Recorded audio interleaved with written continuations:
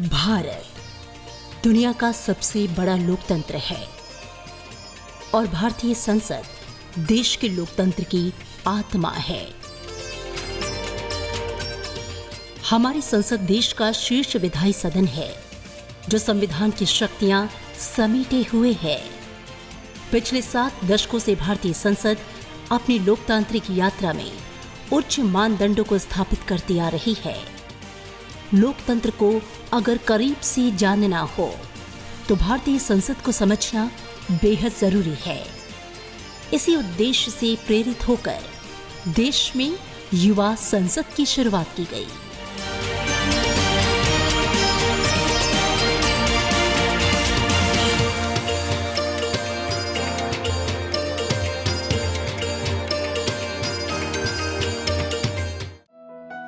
युवा संसद क्या है, ये समझने से पहले हम जानेंगे कि युवा संसद की नींव कैसे पड़ी। हम जानते हैं कि भारत में संसदीय लोकतंत्र की जड़ें बेहद गहरी हैं। लोकतंत्र की शासन व्यवस्था को करीब से जानने और समझने के लिए साल 1962 में चौथे अखिल भारतीय सचेतक सम्मेलन में सभी शिक्षण संस्थाओं में युवा संसद के आयोजन का विचार दिया गया, जिसके बाद साल 1965 में संसदीय कार्य मंत्रालय ने उच्च माध्यमिक विद्यालयों में युवा संसद की योजना को मूर्त रूप दिया। साल 1966-67 में राजधानी दिल्ली में पहली बार युवा संसद प्रतियोगिता का आयोजन किया गया। युवा संसद दरअसल संसद की कार्यवाही का मंचन है, जिसमें विद्यार्थी संसद की कार्यवाही के संचालन की प्रस्तुति देते हैं। युवा संसद के जरिए विद्यार्थियों में ये समझ विकसित की जाती है कि देश के शासन व्यवस्था की सर्वोच्च इकाई हमारी संसद में कामकाज कैसे होता है, कैसे हमारे जनप्रतिनिधि देश के लिए नीतियों का निर्माण करते हैं, देश के लिए कानून कैसे बनाया जाता है या मौजूदा कानूनों को कैसे बदला जा सकता है। युवा संसद की जरूरत क्यों महसूस की गई, ये जानने के लिए इसके उद्देश्यों पर नजर डालना जरूरी है।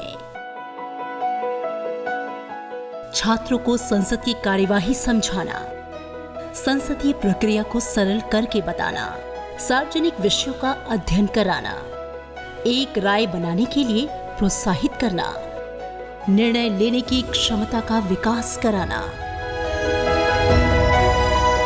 दूसरों के विचारों के लिए सम्मान और सहिष्णुता, विचार विमर्श और व्यवहार के लिए प्रशिक्षण, देश के सामने आई परिस्थितियों से अवगत कराना, छात्रों में लीडरशिप यानी कि नेतृत्व का विकास, जन साधारण की समस्याओं के प्रति संवेदनशीलता।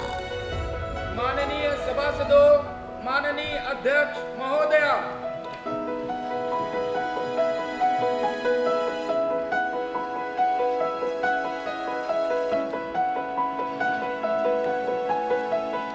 ये समझने के बाद कि युवा संसद क्या है और इसके उद्देश्य क्या है, आइए अब आपको बताते हैं कैसे होती है युवा संसद की तैयारी। युवा संसद की तैयारी के लिए छात्रों को अलग से समय निकालना पड़ता है।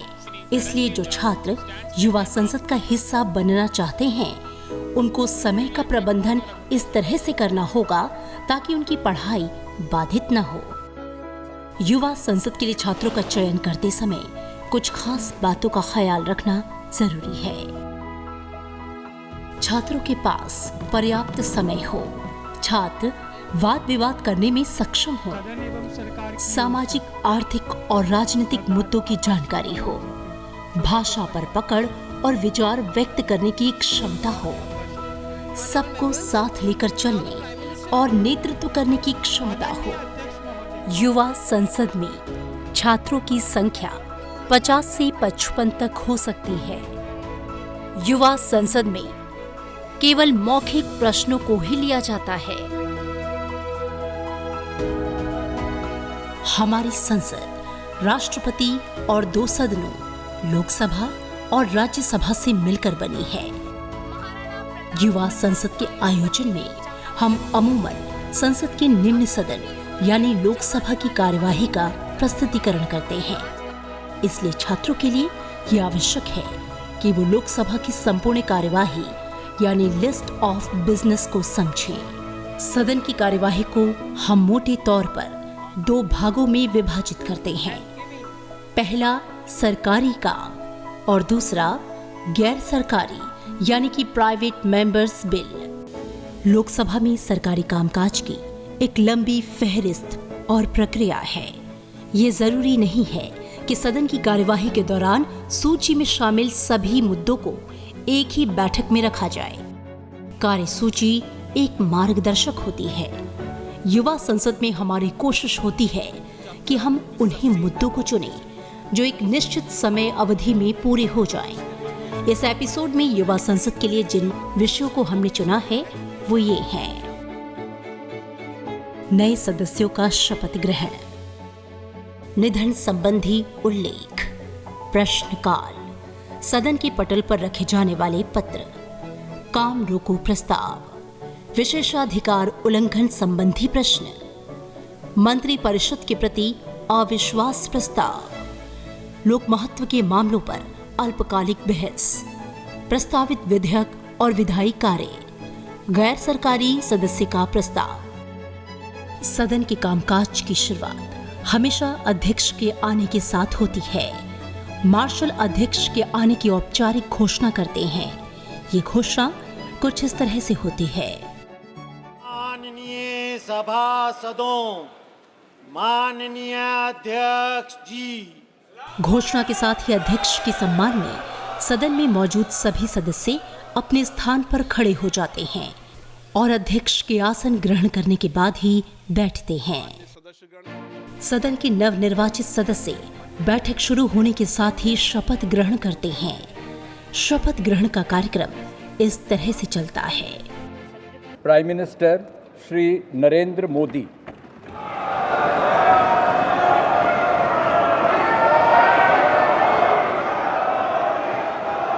मैं नरेंद्र दामोदर दास मोदी, जो लोकसभा का सदस्य निर्वाचित हुआ हूं, ईश्वर की शपथ लेता हूं कि मैं विधि द्वारा स्थापित भारत के संविधान के प्रति सच्ची श्रद्धा और निष्ठा रखूंगा। मैं भारत की प्रभुता और अखंडता अक्षुण्ण रखूंगा तथा जिस पद को मैं ग्रहण करने वाला हूं उसके कर्तव्यों का श्रद्धापूर्वक निर्वहन करूंगा।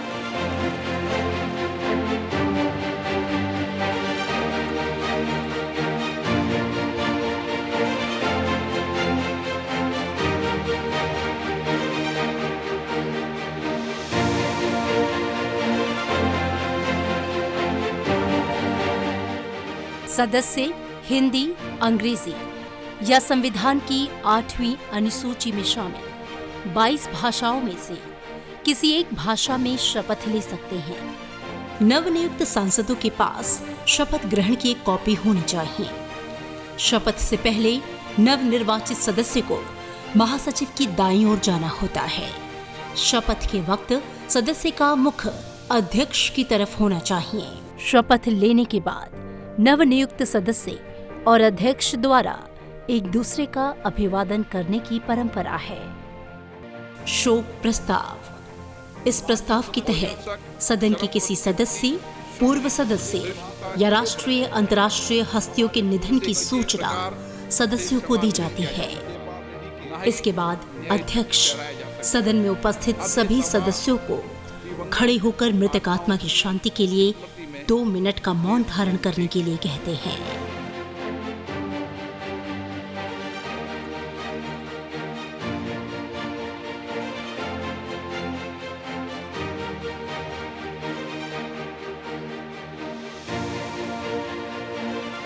सदन में शोक प्रस्ताव के दौरान कुछ बातों का ध्यान रखना आवश्यक है। अध्यक्ष के पास शोक प्रस्ताव की लिखित कॉपी होनी चाहिए। मौन धारण करते समय सभी सदस्यों का खड़ा रहना अनिवार्य है। अध्यक्ष के बैठने के बाद ही सभी सदस्यों को बैठना होगा। शोक प्रस्ताव के बाद अध्यक्ष, सदन के नेता और विपक्ष के नेता का सामान्यतः संबोधन होता है। इसके बाद अध्यक्ष महासचिव से शोक संतप्त परिवार को संवेदना मैसेज भेजने के लिए कहते हैं। प्रश्नकाल। संसद की कार्यवाही का पहला हिस्सा प्रश्नकाल का होता है।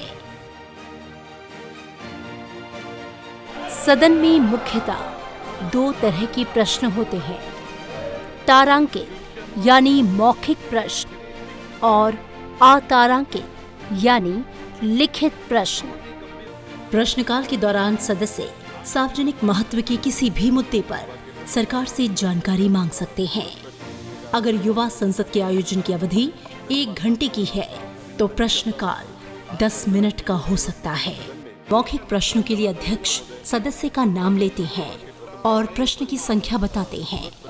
सदस्य खड़े होकर मंत्री से अपना सवाल पूछते हैं और मंत्री प्रश्न का उत्तर देते हैं। आवश्यकता होने पर पूरक प्रश्न पूछा जा सकता है। प्रश्नकाल में सवाल कैसे पूछा जाता है, इसका एक उदाहरण देखिए। What is the current status of implementation of the scheme Aspire in Odisha? How many rural enterprises and entrepreneurs have been supported under Aspire since its inception? Sir, so far Aspire scheme is concerned in Odisha, we have tried our level best to do this work in that very state, and as far as his question is concerned, data of Odisha is concerned, in year 22 and 21 we have given their men and women 127 were benefited, and 21-22 combined men and women were 0 UMSA. That is our lapse on our part, and we are doing all efforts to do this work ahead. Or another thing is concerned, LBI is approved establishment with the output and quantum since inception of 3/1/31/324 under Aspire Yojana in Odisha. Recent is that number of LBI is 8 and number of LBI established 4, and so far beneficiaries trend is concerned 4,800 to 24. Our number of beneficiaries wages employed is 191, and beneficiaries self-employed is 124. This is our progress in that various state. प्रश्नकाल के दौरान सदस्यों के लिए कुछ बातों का ख्याल रखना जरूरी है। जैसे प्रश्न लोकहित से जुड़े मुद्दों पर ही पूछा जाए। सदस्य को सबसे पहले संबंधित मंत्री का नाम और प्रश्न का विषय बताना होगा। आइए प्रश्नकाल के कुछ नियम जानते हैं। गलत तरीके से किसी का नाम ना लिया जाए। वक्तव्य व्यंग्यात्मक या मानहानि से जुड़ा ना हो। किसी के चरित्र को लेकर सवाल ना किया जाए। सवाल सटीक और छोटा होना चाहिए। सवाल का संबंध लोकहित और सरकार से हो। संदर्भ पुस्तक में दी गई जानकारी का उल्लेख ना करें। पड़ोसी मित्र देश का अशिष्ट रूप से उल्लेख ना हो। न्यायालय में विचाराधीन विषय पर सवाल ना हो। प्रश्नकाल के आयोजन के वक्त कुछ और बातों का ध्यान रखना आवश्यक है। प्रश्न सूची की प्रतियां सभी के पास हों। सदस्यों के प्रश्न तैयार हों। मंत्रियों के पास प्रश्नों के उत्तर तैयार हों। पूरक प्रश्न के उत्तर की प्रति मंत्री के पास हो। अध्यक्ष के पास प्रश्नों पूरक प्रश्नों की कॉपी हो। जो पत्र सदन में पढ़े नहीं जाते हैं उन्हें प्रामाणिक तथ्यों और जानकारी के लिए सदन की मेज पर रखा जाता है। ये पत्र महत्वपूर्ण होते हैं और भविष्य में होने वाली किसी भी बहस का आधार बन सकते हैं। सभा के पटल पर रखे जाने वाले पत्र आमतौर पर मंत्रियों के जरिए रखे जाते हैं। पत्रों के प्रकार की बात करें तो सार्वजनिक उद्योगों की वार्षिक रिपोर्ट, कानूनों के तहत स्थापित संस्थाओं की रिपोर्ट, स्वायत्तता संबंधी रिपोर्ट, अहम विषय पर सरकार का प्रस्ताव, महत्वपूर्ण विषय पर सरकारी रिपोर्ट, अध्यक्ष की अनुमति से कोई भी सदस्य या महासचिव सदन की मेज पर पत्र रख सकते हैं। आइए इसका एक उदाहरण देखते हैं। Item number 2, doctor Virendra Kumar. माननीय अध्यक्ष महोदय जी, मैं आपकी अनुमति से आज की संशोधित कार्यसूची के क्रम संख्या 2 पर मेरे नाम के समक्ष सूचीबद्ध दस्तावेजों को सदन के पटल पर रखने की अनुमति चाहता हूँ। Item number 3, Shri Arjun Ram Meghwal. अध्यक्ष जी, मैं आपकी अनुमति से लोकसभा की संशोधित कार्यसूची के क्रम संख्या 3 पर अंकित दस्तावेज जो श्रीपद यशो नाइक के नाम के आगे अंकित है, आपकी अनुमति से सदन के पटल पर रखता हूं। धन्यवाद। कार्यसूची में अगला विषय है ध्यानाकर्षण प्रस्ताव, जो ज्वलंत और संवेदनशील मुद्दों पर ही चर्चा के लिए लाया जाता है, जिस पर तुरंत विचार की आवश्यकता हो। इसके लिए अध्यक्ष की पूर्व अनुमति जरूरी है। संबंधित मंत्री से सवाल भी किया जा सकता है। ध्यानाकर्षण प्रस्ताव लाने के कुछ नियम हैं। ध्यानाकर्षण में एक ही विषय को उठाया जाता है। विषय को कार्यसूची में शामिल किया जाता है। अध्यक्ष और सदस्यों को विषय की पूरी जानकारी होनी चाहिए। आमतौर पर सदस्य में जो विषय सूचीबद्ध नहीं होते, उन पर विचार नहीं किया जाता है, लेकिन काम रोको प्रस्ताव एक अपवाद है। अगर कोई विषय देश हित और सुरक्षा से जुड़ा है तो सदस्य काम रोको प्रस्ताव ला सकते हैं। प्रस्ताव को लाने से पहले सूचित करना होता है। प्रस्ताव पर चर्चा करने के लिए केवल अध्यक्ष की अनुमति ही काफी नहीं है, बल्कि सदन की 10% सदस्यों की सहमति भी जरूरी है, जिसके बाद प्रस्ताव लाने वाला सदस्य अपने विचार रखता है। दूसरे सदस्य भी अपने विचारों को रखते हैं। चर्चा पूरी होने के बाद मंत्री की तरफ से विषय पर उत्तर दिया जाता है। बहस पूरी होने के बाद अध्यक्ष प्रस्ताव पर वोटिंग कराते हैं। अगर प्रस्ताव सदन की तरफ से पारित कर दिया जाता है तो उस दिन बाकी कामकाज नहीं होता और सदन स्थगित कर दिया जाता है। और अगर प्रस्ताव गिर जाता है तो सदन अपने पहले से तय कार्यक्रम के अनुसार चलता है।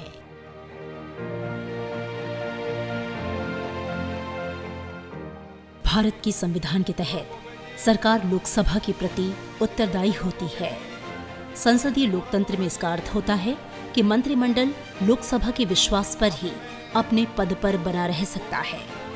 जिस समय मंत्रिमंडल लोकसभा का विश्वास खो देता है, उसी समय सरकार को इस्तीफा देना पड़ता है। अविश्वास प्रस्ताव पूरे मंत्रिमंडल के लिए लाया जाता है। एक मंत्री के लिए अविश्वास प्रस्ताव नहीं लाया जा सकता। अविश्वास प्रस्ताव में आधार स्पष्ट करना जरूरी नहीं होता। इसे पेश करने से पहले अध्यक्ष की अनुमति जरूरी है। उसके बाद अध्यक्ष सदस्य से अविश्वास प्रस्ताव लाने के लिए सदन के दूसरे सदस्यों से अनुमति लेने के लिए कहते हैं। अगर सदन में 10% सदस्य प्रस्ताव लाने के पक्ष में हैं, तो अविश्वास प्रस्ताव लाने की अनुमति मिल जाती है। अविश्वास प्रस्ताव इन शब्दों में प्रस्तुत किया जाता है। अब मैं श्री गोगर गोवे द्वारा प्रस्तुत प्रस्ताव को सभा में मतदान के लिए रखूंगा। प्रश्न ये कि सभा मंत्रिपरिषद में विश्वास का अभाव व्यक्त करती है। जो सदस्य इसके पक्ष में हाँ कहें, जो सदस्य इसके विरोध में ना कहें। मेरे विचार में निर्णय ना वालों के पक्ष में ना वालों के पक्ष में प्रस्ताव अस्वीकृत हुआ। अविश्वास प्रस्ताव लाने के कुछ नियम और शर्तें हैं। सदन की अनुमति मिलने के बाद सरकार के खिलाफ अविश्वास प्रस्ताव लाया जाता है, जिस पर बहस शुरू होती है। बहस में विपक्ष और सत्ता पक्ष दोनों के सदस्य हिस्सा लेते हैं। बहस खत्म होने पर प्रधानमंत्री अपनी सरकार पर लगाए गए आरोपों का जवाब देते हैं। उसके बाद अविश्वास प्रस्ताव पर वोटिंग होती है। सदन में मौजूद आधे से अधिक सदस्य अगर अविश्वास प्रस्ताव के विरोध में वोट करते हैं तो सरकार बनी रहती है। अगर स्थिति इसके उलट हुई तो मंत्रिमंडल को तुरंत इस्तीफा देना होता है। आइए हम आपको बता दें कि अगर आप युवा संसद में अविश्वास प्रस्ताव ला रहे हैं तो किन किन बातों का ख्याल रखना होगा। अविश्वास प्रस्ताव लाने की प्रक्रिया की पूरी जानकारी हो। प्रस्ताव लाने से पहले सदन की अनुमति जरूरी है। अविश्वास प्रस्ताव शुरू करने का तरीका ज्ञात हो। सदस्यों ने अपना भाषण तैयार कर लिया हो। अध्यक्ष को पता हो कि उसे कब क्या कहना है। प्रस्ताव पर बोलने के लिए सदस्यों का भाषण तैयार हो। प्रधानमंत्री का उत्तर पूरी तरह से तैयार हो।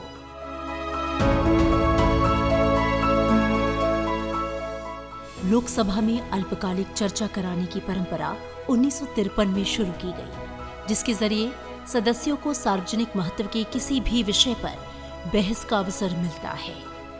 जैसा कि नाम से ही जाहिर है, इसके तहत कोई भी सदस्य किसी भी विषय पर अल्पकालिक चर्चा कर सकता है।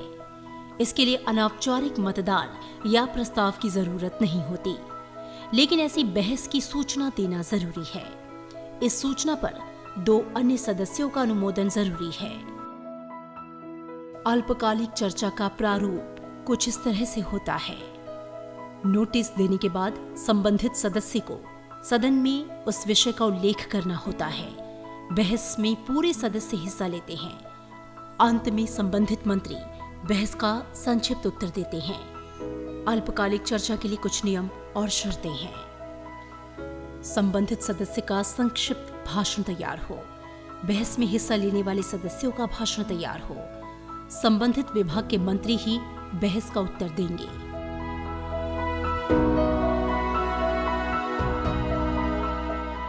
हम जानते हैं कि कानून बनाना संसद का प्रमुख काम है।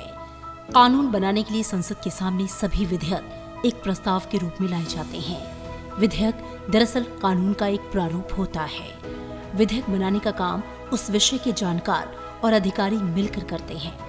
कोई भी विधेयक संसद से मंजूरी मिलने और राष्ट्रपति के हस्ताक्षर के बाद ही कानून का रूप लेता है। ऐसे विधेयक को सरकारी विधेयक कहते हैं, जो अक्सर मंत्री पेश करते हैं। हालांकि कुछ ऐसे विधेयक होते हैं जो सदन का कोई भी गैर मंत्री सदस्य पेश कर सकता है, जिसे गैर सरकारी विधेयक कहते हैं। विधेयक को सदन में लाने की प्रक्रिया के 3 वाचन होते हैं। प्रथम वाचन, विधेयक को सदन में रखने से पहले अनुमति ली जाती है। मंत्री अध्यक्ष से विधेयक को रखने की अनुमति लेते हैं। अध्यक्ष विधेयक पर सदन के सदस्यों की राय लेते हैं। अनुमति मिलने के बाद विधेयक पुनर्स्थापित हो जाता है। प्रथम वाचन में विधेयक का विरोध नहीं होता। विधेयक चर्चा के लिए सदन में पेश किया जाता है। द्वितीय वाचन की 2 परिस्थितियां होती हैं। पहली परिस्थिति में इन 4 उपायों में से किसी एक को अपनाया जा सकता है। विधेयक पर विचार करने का प्रस्ताव लोकसभा की प्रवर समिति के पास भेजा जाए। प्रस्ताव को सदन के दोनों सदनों की सहमति के बाद प्रवर समिति को भेजा जाए। प्रस्तावित विधेयक पर जनमत जानने के लिए जनमत संग्रह के लिए भेजा जाए। इसके बाद विधेयक के सिद्धांतों पर बहस होती है। द्वितीय वाचन की दूसरी परिस्थिति में विधेयक के सिद्धांतों पर चर्चा होती है। विधेयक की विभिन्न धाराओं पर अलग अलग विचार किया जाता है। विधेयक पर बहस शुरू होने से पहले संशोधन की सूचना दी जा सकती है। संशोधन विधेयक पर विचार करने से 1 दिन पहले दिया जाता है। संशोधनों के लिए अध्यक्ष को सदन की अनुमति लेना होता है। विधेयक को सदन में रखते समय मंत्री सदन में कहते हैं, महोदय, मैं प्रस्ताव करता हूं कि विधेयक पर चर्चा शुरू की जाए, और अध्यक्ष से बहस की अनुमति मांगते हैं। अनुमति मिलने के बाद मंत्री विधेयक के महत्व के बारे में बताते हैं और विधेयक की विषय वस्तु समझाते हैं। इसके बाद मंत्री सदन को इस पर चर्चा करने के लिए आमंत्रित करते हैं। इस चरण के बाद दौर आता है वाद विवाद का, जिसमें दोनों पक्षों के सदस्य हिस्सा लेते हैं। यहाँ ध्यान रखने वाली बात यह है कि चर्चा केवल विधेयक के सिद्धांतों और प्रावधानों पर ही केंद्रित होनी चाहिए। आखिर में संबंधित मंत्री उत्तर देकर बहस को समाप्त करते हैं। अगर इस दौरान सदस्य बिल में संशोधन चाहते हैं तो उन संशोधनों पर मतदान होता है। तृतीय वाचन की परिस्थिति में विधेयक को पारित करने की प्रक्रिया चलती है। मंत्री अध्यक्ष से विधेयक पारित करने की अनुमति मांगते हैं। अध्यक्ष विधेयक पर सदन की राय हाँ या ना में पूछते हैं। अध्यक्ष द्वारा सदन की राय 3 बार पूछी जाती है। सहमति के स्वर सुनाई देने पर विधेयक पास हो जाता है। आम विधेयक को 50% से अधिक सदस्यों की सहमति से पास किया जाता है। संविधान संशोधन विधेयक 2/3 बहुमत से पास किया जाता है। विधायी कार्यों की समाप्त होने के बाद हम युवा संसद की समाप्ति कर सकते हैं। युवा संसद की संचालन के दौरान संसदीय मर्यादा का खास ख्याल रखना चाहिए। इसलिए सदन में अमर्यादित शब्दों का इस्तेमाल नहीं होना चाहिए। यहाँ हम आपको ये जानकारी देना चाहेंगे कि संसदीय कार्य मंत्रालय ने युवा संसद कार्यक्रम को बढ़ावा देने के लिए 26 नवंबर 2019 को एक वेब पोर्टल विकसित किया है। राष्ट्रीय युवा संसद योजना का वेब पोर्टल www.nyps.mpa.gov.in पर उपलब्ध है। पोर्टल का मुख्य उद्देश्य मंत्रालय की युवा संसद कार्यक्रम की पहुंच देश के कोने कोने तक बढ़ाना है। इस पोर्टल की विशेषताएं हैं। 3 तरह से NYPS में हिस्सा लिया जा सकता है। सभी प्रकार के शिक्षण संस्थान व्यक्तिगत और समूह के तौर पर पंजीकरण करा सकते हैं। छात्र व्यक्तिगत तौर पर भी पंजीकरण करा सकते हैं। किसी भी समूह के लिए भी पंजीकरण कराने की सुविधा है। भाग लेने वाले छात्र को डिजिटल भागीदारी प्रमाण पत्र मिलता है। प्रभारी शिक्षक और संस्था प्रमुख को प्रशंसा प्रमाण पत्र दिया जाता है।